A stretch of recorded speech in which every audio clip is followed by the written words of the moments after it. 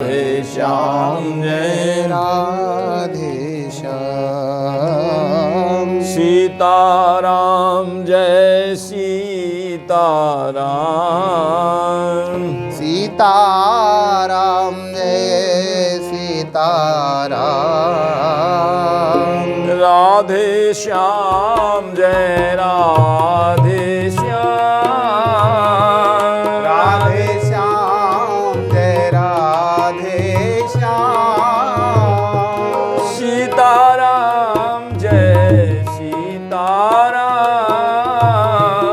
सीताराम जय सीताराम राधे श्याम जय श्यामा श्याम राधे श्याम जय श्यामा श्याम सीताराम जय सीताराम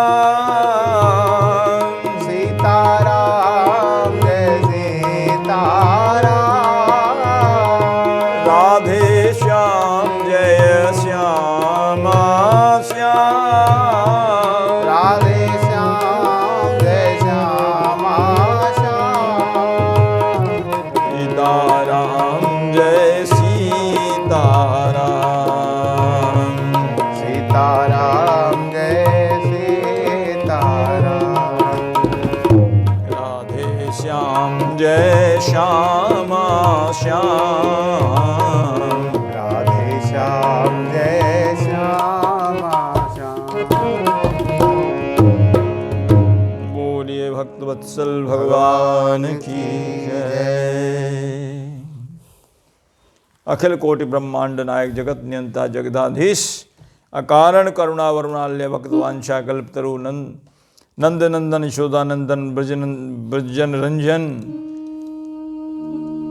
यतिपति दिनेश अनंत गुणगण निलय श्री ठाकुर जी की असीम अनुकंपा से संत सदगुरु की सन्निधि में विराजमान होकर के भगवत भागवत चरित्र श्री हनुमान जी महाराज की कृपा से हम श्रवण कर रहे हैं। श्री नरसिंह जी महाराज का चरित्र निवेदन कर रहे थे। नरसिंह जी महाराज के चरित्र में आपने कल पूर्व प्रसंग में श्रवण किया। मदन राय जी के पुरोहित कुल पुरोहित श्री दीक्षित जी नरसिंह जी के द्वार पर सारंगधर जो मदन राय जी के मित्र थे उन्होंने भेज दिया और पुरोहित जी चुपचाप आकर के और नरसिंह जी के कीर्तन में सम्मिलित हो गए। कीर्तन हो रहा था और कीर्तन भी कल सुनाया। शील सदाचार सहित गोविंद गुण गाइए गाओ जी, वही करो काम जाते प्रभु के मन भाव जी। ये कीर्तन गोष्ठी में जाकर के चुपचाप बैठ गए और जब कीर्तन का विश्राम हुआ अचानक नरसिंह जी की निगाह दीक्षित जी की ओर गई। कहा कहिए भगवान आपका किधर से शुभागमन हो रहा है, कुछ आप अपना परिचय दीजिए। दीक्षित जी बोले सर्वप्रथम तो मेरा वंदन स्वीकार करें कि मैं बड़नगर निवासी मदन राय मेहता जी का कुल पुरोहित हूँ। लोग मुझे दीक्षित कहते हैं। नरसिंह जी ने कहा वाह अहो भाग्य मेरा, अहो जो प्रभु कृपा से अनायास आपके मुझे दर्शन सुलभ हो गए। आप तो सब प्रकार से मेरे पूज्य अतिथि हैं और कृपया मेरे दंडवत प्रणाम सहित मेरे ठाकुर जी का भी आतिथ्य स्वीकार करें और शुभागमन का प्रयोजन बता करके मेरे योग्य सेवा का निर्देश करें। ये जो कहा दीक्षित जी एकदम द्रवीभूत हो गए। कहने लगे धन्य है नरसिंह, जैसे मैंने आपकी कीर्ति सुनी उससे भी अधिक बढ़ करके आज यह मैं अनुभव कर रहा हूँ। आया था तो लौकिक और स्वार्थपरक व्यवहार के लिए, किंतु आज तो वही बात हो गई। कौन सी? जो संत समाज में प्रचलित है।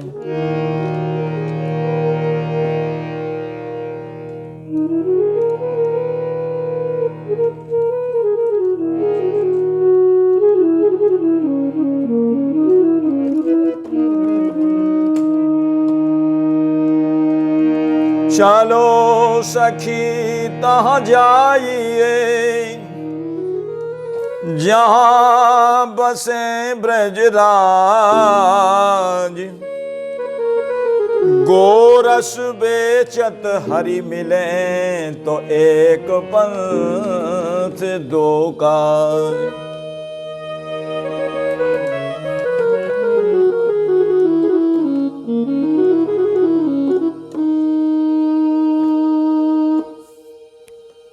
और दीक्षित जी ने कहा, नरसिंह जी आज आपके समागम से मैं बिल्कुल कृतार्थ हो गया। नरसिंह जी ने कहा, दीक्षित जी ये आप क्या कह रहे हैं, मैं किस लायक हूं मुझे बताओ।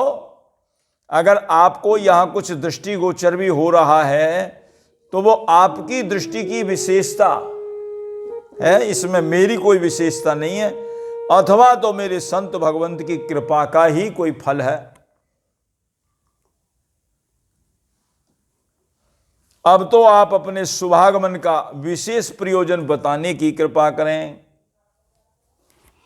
जिसके अनुसार आपकी कुछ सेवा कर सकूं।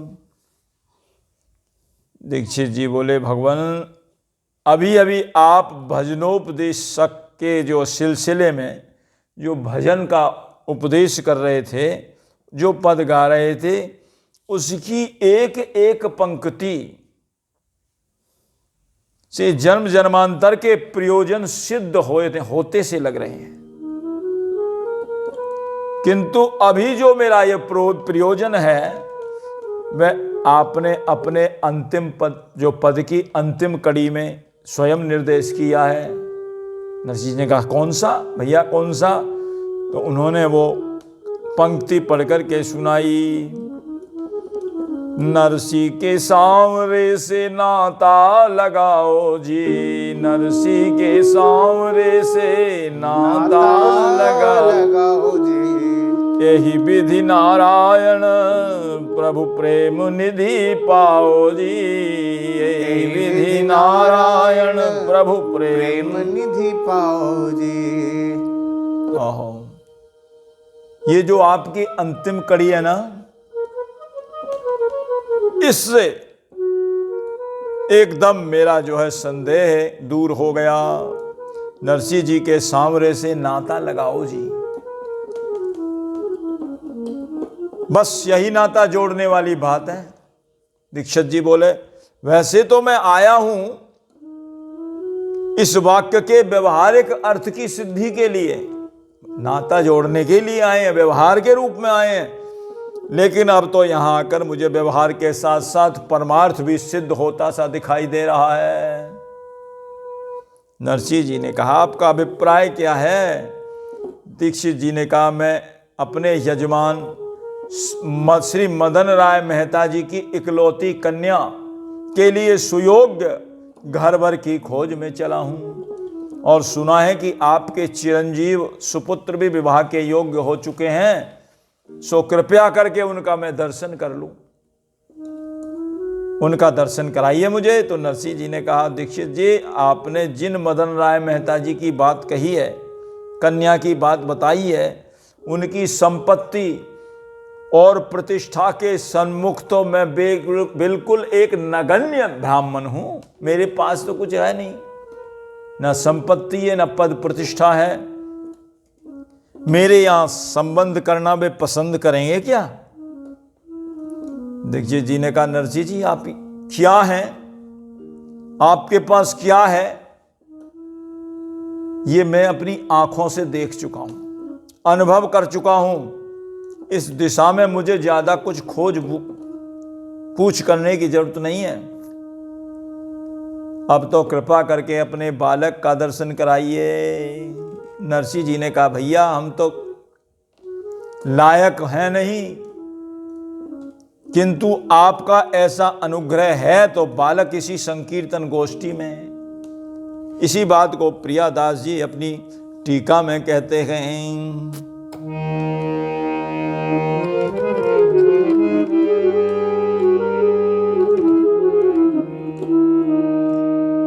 अजू हम लायक न तुम सब लायक हो अजू हम लायक, न तुम सब लायक हो सायक सो छूट्यो जाए नाम ले सुनायो है, सायक सो छूट्यो जाए नाम ले सुनायो है।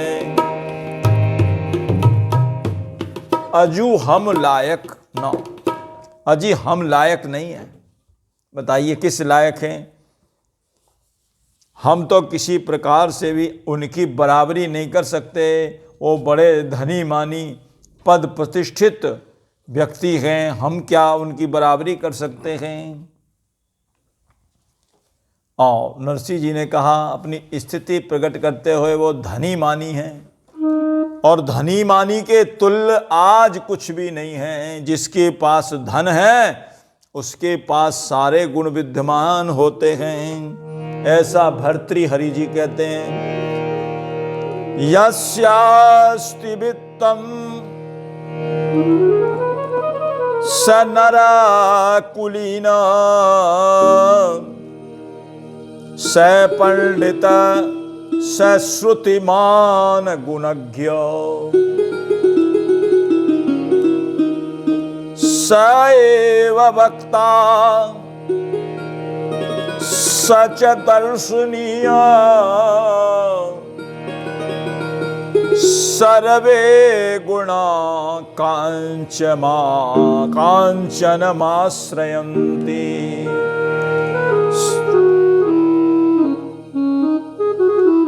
सर्वे गुणा कांचनमाश्रयन्ति, मतलब जिसके पास धन है, नरसिंह जी ने कहा वही कुलीन है, वही पंडित है, वही वेदविद है, वही गुणवान है, वही वक्ता है, वही दर्शनीय है। श्रुतिमान गुणज्ञ स भक्ता च दर्शनीय, वही है जिसके पास पैसा है। आज का तो यही हिसाब है। और सभी गुण एक धन के आश्रित हैं, धनवान के पास सभी गुण आ जाते हैं, ऐसा नीति में लिखा है। ना मैं कुलीन हूं, ना मैं गुणवान हूं, ना पंडिती हूं, मैं तो केवल भगवान नाम के सहारे रह रहा हूं। इसलिए कह रहे हैं नरसिंह जी, अजू हम लायक न, हम किसी लायक ही नहीं है। पुरोहित जी ने कहा, नरसिंह जी कह रहे हैं अजू हम लायक न, पुरोहित जी कह रहे हैं तुम सब लायक हो, तुम सब लायक हो। बोले कैसे? जिसमें सत्य है, जिसमें भक्ति है, जिसमें दैन्य है, सब प्रकार के योग्य है, भगवान के चरणारविंदों से जो जुड़ा हुआ है वो सब प्रकार से है। संसारी लोग माने न माने, लेकिन संत लोग अवश्य मानते हैं। संत क्या, संतों में संत श्रोमणी पूज्यपाद गोस्वामी श्री तुलसीदास जी महाराज कहते हैं क्या,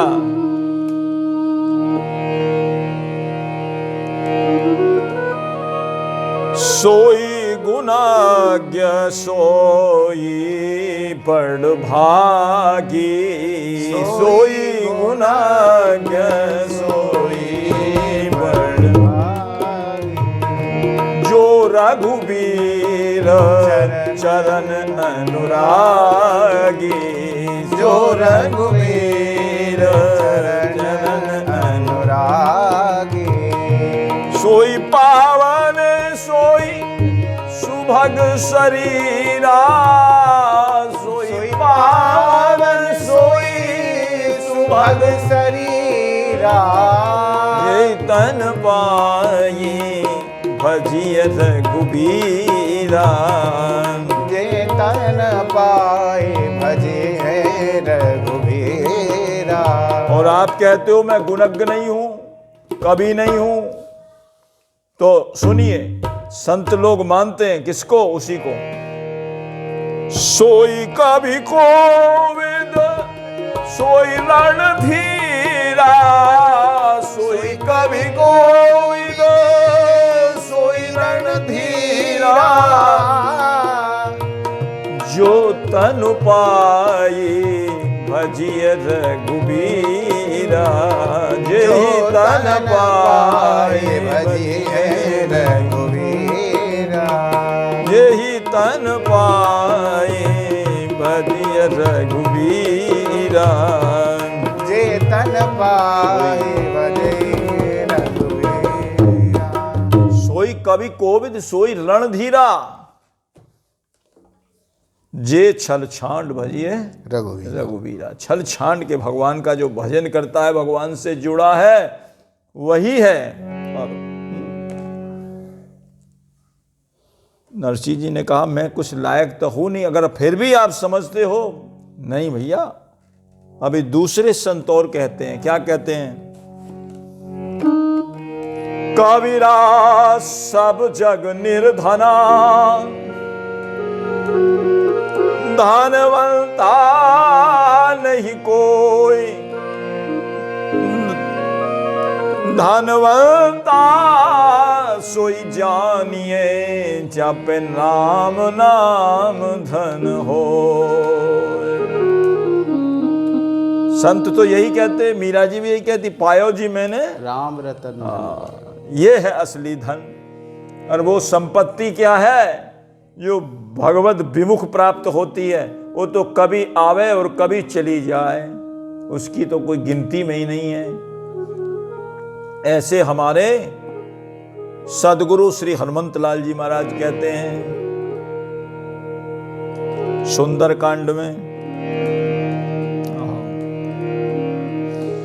राम विमुख संपत्ति प्रभुताई, राम विमुख संपत्ति प्रभुताई, जाई रही पाई बिनु पाई, जाए रही पाई बिनु पाई, जाई रही पाई बिनु पाई, जाई रही पाई बिनु पाई।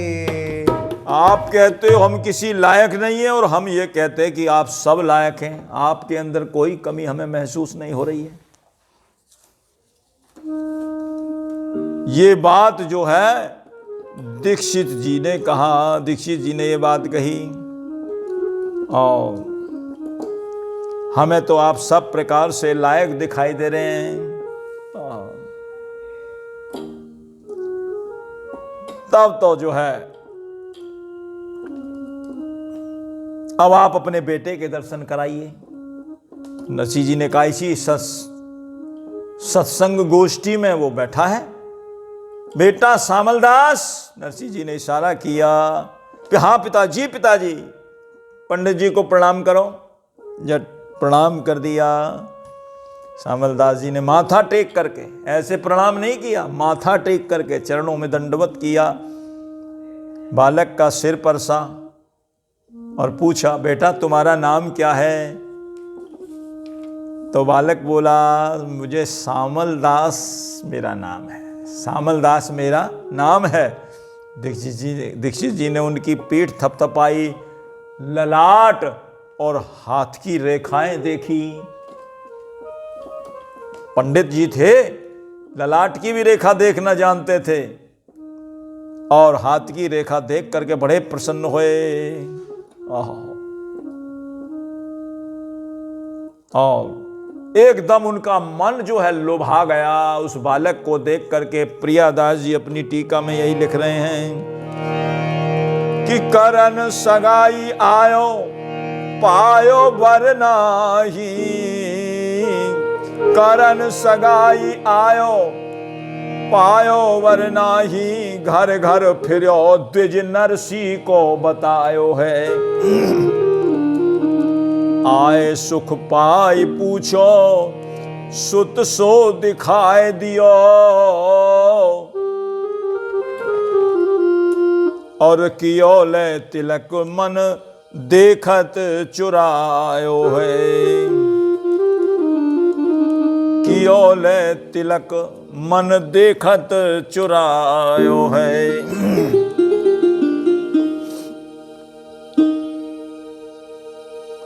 दीक्षित जी बोले, नरसिंह जी अब आप कृपा करके मुझे अपना लीजिए। नरसिंह जी ने कहा, भैया ये संबंध।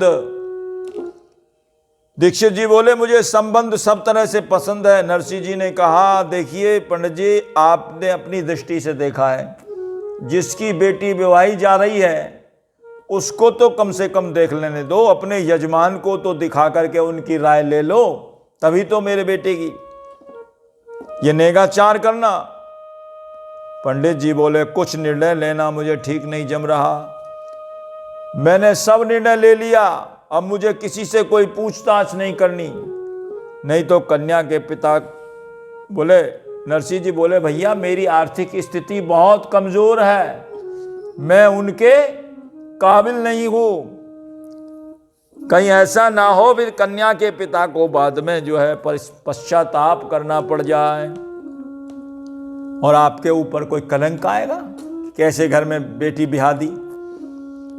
दीक्षित जी बोले, भक्तराज मैं अच्छी तरह से सोच विचार करके आपसे प्रार्थना कर रहा हूं, अब तो आप कृपा करके ठाकुर जी के सन्मुख इस संबंध को स्वीकार करें, मेरा कुछ नेगाचार स्वीकार कर लें और मैं कुछ नेगाचार करना चाहता हूं, मुझे इस बात की अनुमति भी प्रदान कर दो आप। नरसिंह जी ने कहा कि भैया जैसी प्रभु की इच्छा। नरसिंह जी से पंडित जी बोले, भैया अब तो एक लोटा में जल और थाल मंगवा दे, जो नेगाचार करने का होता है। नरसिंह जी अपने भक्त जनों से बोला, लाओ भैया पंडित जी की आज्ञा के अनुसार सामग्री की विधि जुटाई, सामग्री जुटाइए, सामग्री तिलक विधि की सामग्री जुटा दो सब। भक्त जो है थाल और जलपात्र लेकर के आए। पंडित जी अपने हाथ घर से ही लेकर के आए थे, झोली में से तिलक निकाला और तिलक निकाल करके और रोली घिस करके पान फूल नारियल यज्ञोपवीत अक्षत निकाल करके और बालक के हाथ पर देते हुए रोली का तिलक लगा करके स्वस्ति वाचन किया। ओम हरि ओम। स्वस्ति न इंद्रो वृद्धश्रवाः स्वस्ति न पूषा विश्ववेदाः स्वस्ति नस्तार्क्ष्यो अरिष्टनेमिः स्वस्ति नो बृहस्पतिर्दधातु। ओम मंगलम भगवान विष्णु मंगलम गरुड़ध्वज मंगलम पुंडरीकाक्ष मंगलायतनो हरिः आदित्या वसुरुद्धात् विश्वे देवा मरुद्गुणाः तिलकन्ते प्रेक्षन्तु धर्म कामार्थ सिद्धये। नरसिंह जी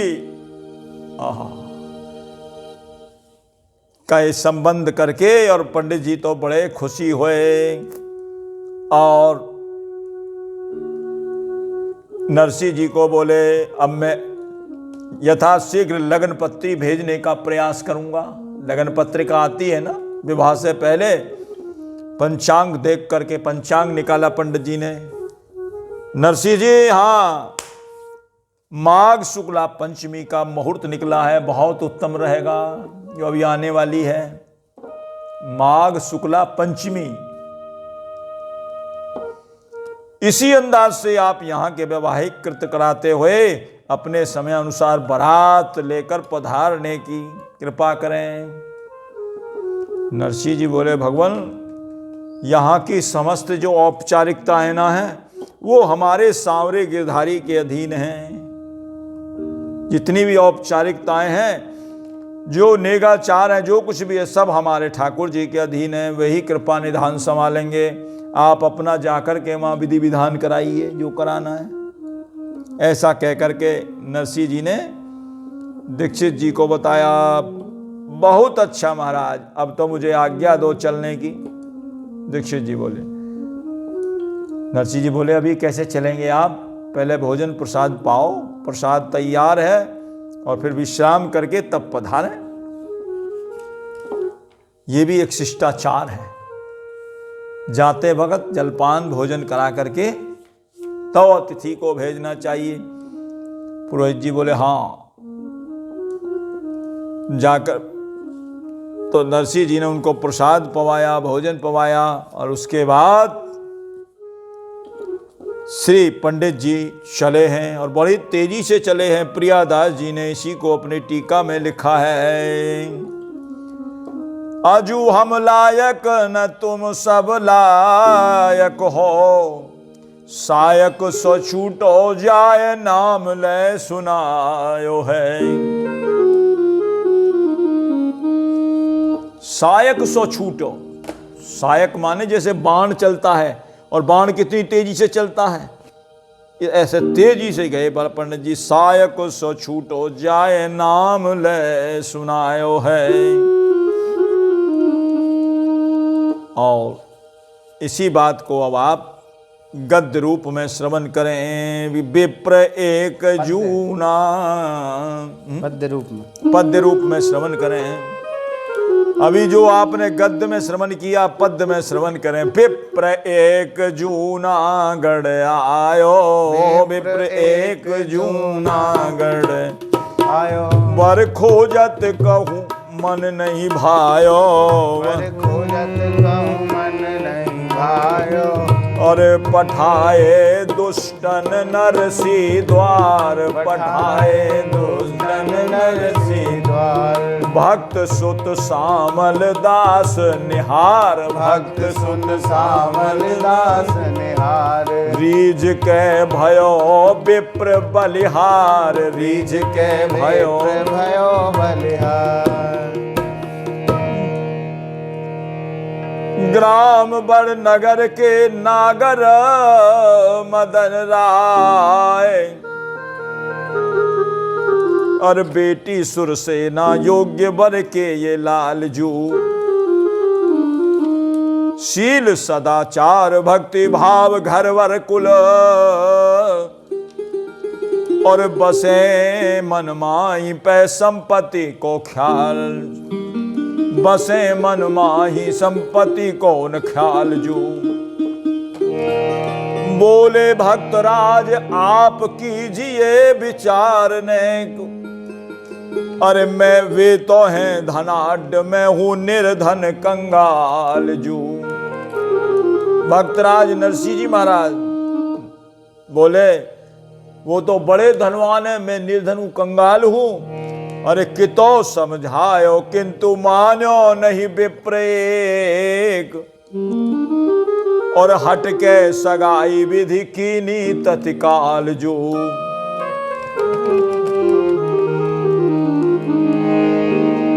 खबर सुनाई जाए के,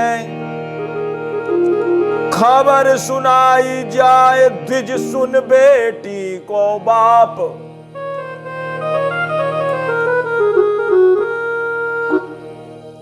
जाकर के पंडित जी पहुंचे और वहां दोनों दंपति बैठे हुए विचार कर रहे थे। पंडित जी अभी आए नहीं, पंडित जी आए नहीं। इतनी देर में ही पंडित जी पहुंच गए। उठकर के मदन राय जी ने पुरोहित जी को प्रणाम किया, कहा विराजिए।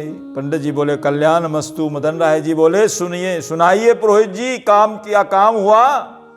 पुरोहित जी ने कहा मेहता जी प्रभु कृपा से अति उत्तम संबंध तय हुआ, अति उत्तम। कहाँ हुआ है महाराज? अच्छा जय हो, प्रभु की कृपा है। पुरोहित जी बोले बस उसी प्रभु की कृपा से ही सब कार्य हुआ है। मदन राय जी ने कहा सुनाइए पूरा ब्यौरा, क्या क्या हुआ, कैसे कैसे हुआ, कैसे निश्चित हुआ।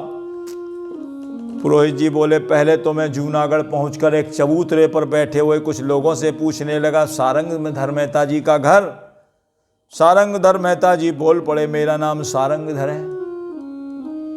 परिचय बताने के बाद अपने घर पर ले गए। भोजन विश्राम के बाद देखा भाली प्रारंभ हुई। तो मदन राय जी बोला अच्छा फिर क्या हुआ? बोले फिर सारंगधर जी ऐसे घरों में ले गए जहां आपके नौकर चाकरों के लायक भी वातावरण नहीं था। दो घर दिखाए थे ना। मदन राज जी क्यों पंडित जी, वे मेरे मित्र होकर ऐसा क्यों किए? पुरोहित जी बोले मेरा अनुमान तो यह है जिनके प्रति उनका कुछ अपनापन रहा होगा उनके घर में ले गए होंगे। जो उनके अपने आदमी होंगे उनके घर में ले गए होंगे। पुरोहित जी बोले, कोवर हो बधिर पुनि, कोवर तुतलात, को अभद्र अमली, को अतिकारोगात। बताओ ऐसे इनके वहां मैं अपनी बेटी को कैसे ब्याह देता है। सारांश ये है कि जब सारंगधर मेहता जी के भरोसे डोलते रहे तब तक बात नहीं बनी, और अंत में हार करके जब मन ही मन मैंने प्रभु का ध्यान किया, प्रभु से प्रार्थना करी, बस्ती वालों ने एक और पता बताया। लोगों ने उपेक्षा और उपहास के भाव से ही बताया हो, किंतु मुझे तो ऐसा लगा कि प्रभु ने ही उनके घट में बैठ करके ऐसी प्रेरणा दी है। चाहे लोगों ने उपहास किया चाहे कुछ भी किया, प्रभु ही प्रेरणा कर दे रहे हैं। मदन राय जी बोले, अच्छा फिर क्या हुआ? बोले, बस्ती वालों ने पता बता करके, वो तो बता करके किनारे हो गए, और मैं प्रभु का स्मरण करता हुआ उनके बताए हुए ठिकाने पर पहुंचा। भक्तराज नरसिंह मेहता के घर पर पहुंचा और वहां का शुद्ध सात्विक वातावरण जो देखा, कथा कीर्तन का, ऐसे भक्ति में वातावरण में ऐसा लगा जैसे मैं बैकुंठ में ही पहुंच गया हूं। सब कुछ देखा सुना, नरसिंह के चिरंजीव सुपुत्र को तिलक का नेगाचार कर आया हूं। नरसिंह मेहता के पुत्र को आपने पसंद किया? मदन राय जी बोले। पुरोहित जी बोले, क्यों नहीं, इसमें चिंता करने की क्या बात है। मदन राय जी बोले, उनकी तो आर्थिक स्थिति कोई खास अच्छी तो नहीं है, हमारे हिसाब से, हमारे हैसियत के हिसाब से। पुरोहित जी बोले, हाँ, अर्थव्यवस्था की कमजोरी तो वे बेचारे स्वयं ही कबूल कर रहे थे और कह रहे थे मैं उनकी हैसियत का नहीं हूं। मदन राय जी ने कहा, फिर आपने कैसा संबंध तय किया है? जब वो स्वयं ही नहीं मान रहे तो आपने कैसा संबंध तय किया? पुरोहित जी बोले, मदन राय जी, सर्वप्रथम तो कुल अति उत्तम है, पहली बात। दूसरी बात, वर को देख करके तो ऐसा लगता है साक्षात श्याम सुंदर ही की कृपा ही उसके ऊपर है। नाम भी श्यामलदास, अत्यंत सुंदर, शीलवान, सदाचार, गुणवान। मैंने उसकी जन्म पत्री भी देखी है।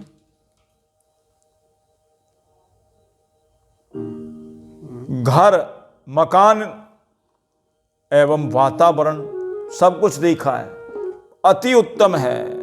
पुरोहित जी बोले, मदन राय जी, जो कुछ देखा सुना सब कुछ उत्तम ही उत्तम है। कमजोरी है तो एक धन संपत्ति की दिशा में है। धन संपत्ति से तो बेचारे कमजोर हैं, और हमारे पूर्वजों का तो कहना है क्या, आर्थिक उतार चढ़ाव तो आदमी के जीवन में आते जाते ही रहते हैं। पैसे कभी कम कभी ज्यादा।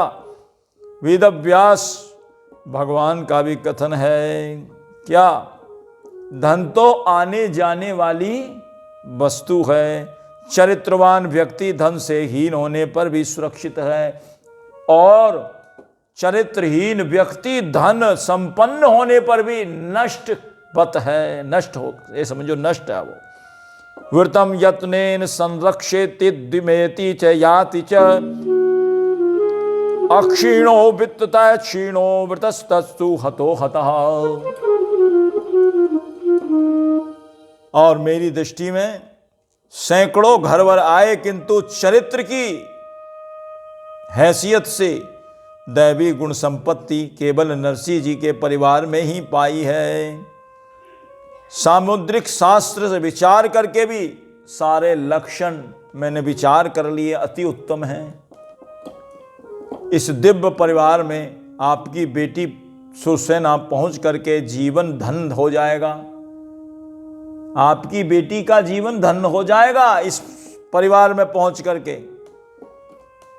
ऐसे समधि और जामात को पाकर के आप भी कृतकृत हो जाओगे। मदन राय जी बोले, वाह क्या बात है। इतने में एक सेवक आया पत्र लेकर के, मालिक साहब पत्र आया है। पत्र कहाँ से आया है? पत्र लाने वाला कहाँ है? बोले पत्र तो दे करके वो तुरंत चला गया, तुमने रोका क्यों नहीं? सेवक बोले मैंने तो बहुत आग्रह किया जल पी ले, परंतु मालिक से मिले, परंतु शीघ्रता थी, उसको जल्दी थी, दे करके पत्र चला गया। जैसे ही पत्र पढ़ा, ओहो मदन राय जी का तो माथा जो है ठिसक गया। ठीक है लाओ दिखाओ पत्र। पत्र पढ़ा, बोले आप बात पक्की कह रहे हैं और तिलक का विधान करके मैं आ रहा हूं, और अब इधर से लगन पत्रिका जानी है, आप ये बात कह रहे हो। अब देखो ये पत्र क्या आया है। बोले दिखा ये क्या है? बोले मेरे मित्र सारंगधर और जो वहां के लोग थे उन्होंने, हमारे नागर जाति के ब्राह्मणों ने ये पत्र भेजा है। क्या? वो सब विरोध कर रहे हैं। बोले कैसा संबंध किया है? तुम्हारी हैसियत पद प्रतिष्ठा के अनुसार वो है ही नहीं संबंध जो संबंध करके आए हैं आपके कुल पुरोहित दीक्षित जी। ये संबंध जचने वाला ही नहीं है।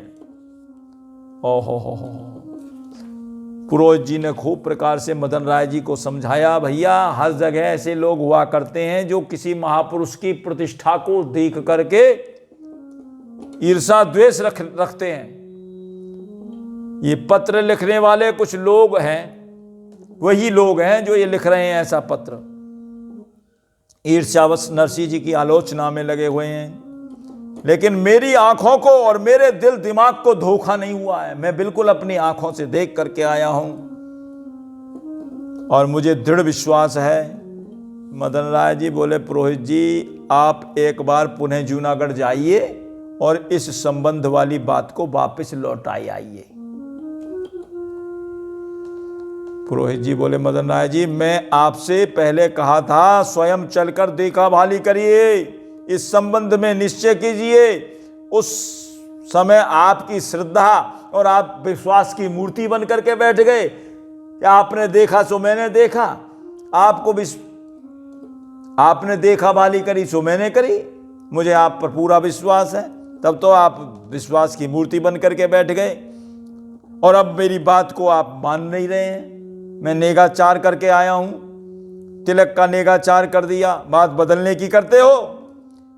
मेरे शरीर से यह संभव नहीं है। संतों ने कहा है क्या, सती संत और सूरमा, ज्ञानी और गजदंत, ये निकुसे बहुरे नहीं भी, जो जुग जाए अनंत।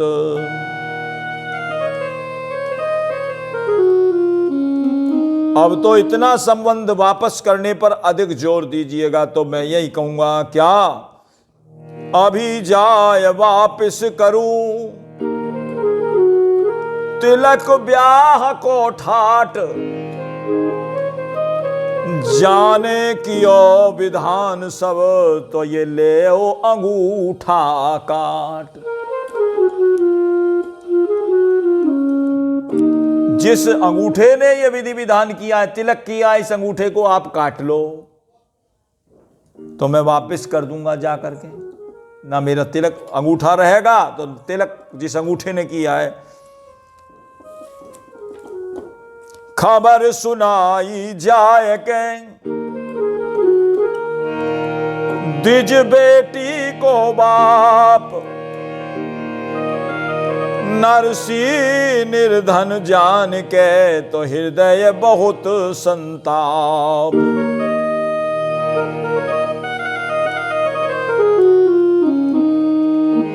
अरे बोलो बेट, बोलो खीज बुढ़ाई बेटी, दियो बड़ो आघात। हाँ बोलो खीज बुढ़ाई बेटी, दियो बड़ो आघात। नरसी मेहता हरि के भगत, अनोखे भय जगत विख्यात। नरसी मेहता हरि के भक्त, अनोखे भय जगत विख्यात। अनोखे भय जगत विख्यात।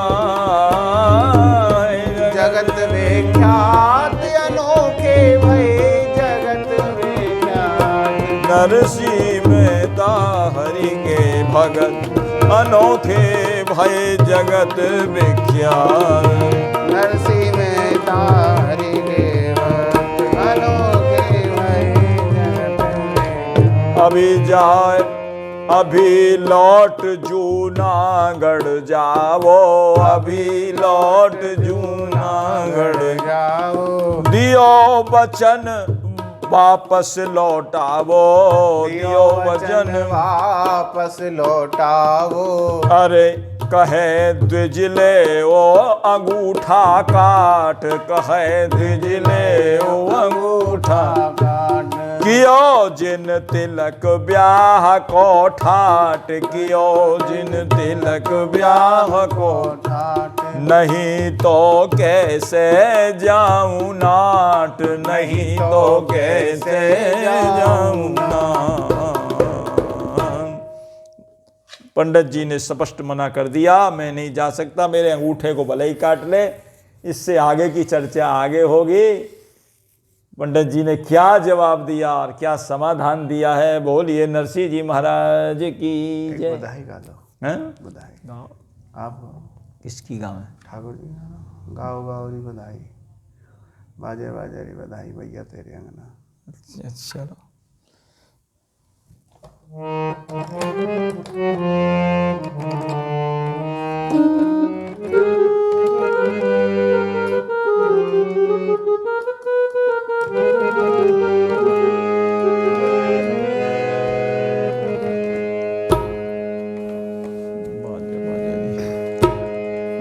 बाजे बाजे री बधाई मैया तेरे अंगना, बाजे बाजे री बधाई भैया तेरे अंगना। तेरे अंगना री मैया तेरे अंगना, तेरे अंगना री भैया तेरे अंगना।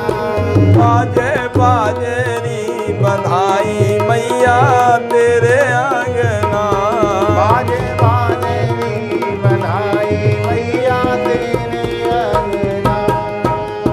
बड़ो अनोखो लाला जायो, बड़ो अनोखो लाला जायो, बड़ो अनोखो लाला जायो, बड़ो अनोखो लाला जायो। श्याम रंग सबके मन भायो, श्याम रंग सबके मन भायो। ब्रजवासिन को ही हुलसायो, ब्रजवासिन को ही हुलसायो, ब्रजवासिन को ही हुलसायो। ब्रजवासिन को ही हुलसायो। उमग उमग सब चले नर घर बांधे बंधना, उमग उमग सब चले नंद घर बांधे बांधना। बाजे बाजे री बधाई मैया तेरे अंगना, बाजे री बधाई मैया तेरे अंगना। तेरे अंगना री मैया तेरे अंगना, तेरे अंगना ओ मैया तेरे अंगना। बाजे बाजे री बधाई मैया तेरे अंगना, बाजे बाजे री बधाई मैया तेरे अंगना। ब्राह्मण अपने वेद पढ़त हैं, ब्राह्मण अपने वेद पढ़त है, ब्राह्मण अपने वेद पढ़त हैं, ब्राह्मण अपने वेद पढ़त है। बाग पिछोरा ग्वाल लेत हैं, बाग पिछोरा ग्वाल लेत है। नंद बाबा जू दान करत हैं, नंद बाबा जू दान करत है। बाग पिछोरा ग्वाल लेत हैं, बाग पिछोरा ग्वाल लेत है। गोपिन कूदियो लहंगा भरिया रतन जड़ित कंगना, गोविंद कूदी लेगा भरिया रतन जड़ित गहना। बाजे बाजरी बधाई मैया तेरे अंगना, बाजे बाजे बधाई मैया तेरे अंगना। हीरा पन्ना खूब लुटाए, हीरा पन्ना खूब लुटाए। बता दो। हीरा पन्ना बाबा के आज बरसाने वाले श्री बाबा महाराज का जन्मदिन है और बधाई सब प्रेम से गाइए। रमेश बाबा ब्रज की महान विभूति हैं, उनका जन्मदिन है, जिन्होंने इतनी गौ सेवा संभाली हुई है। हीरा पन्ना खूब लुटाए, हीरा पन्ना खूब लुटाए, दिए दान सब ही मन भाए, दिए दान सब ही मन भाए, दिए दान सब ही मन भाए, दिए दान सब ही मन भाए। हर्षित मन ब्रजवासी पाए, हर्षित मन ब्रजवासी पाए, हर्षित मन ब्रजवासी पाए, हर्षित मन ब्रजवासी पाए। इतनो दियो लुटायो, इतनो कभी गई रहना, इतनो दियो लुटायो,